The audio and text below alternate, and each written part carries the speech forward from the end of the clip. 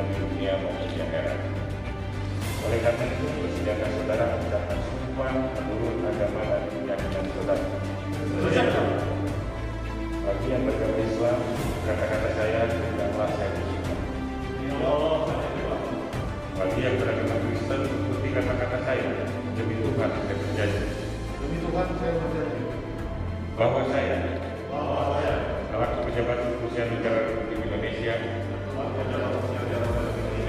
akan setia dan taat sepenuhnya kepada Pancasila,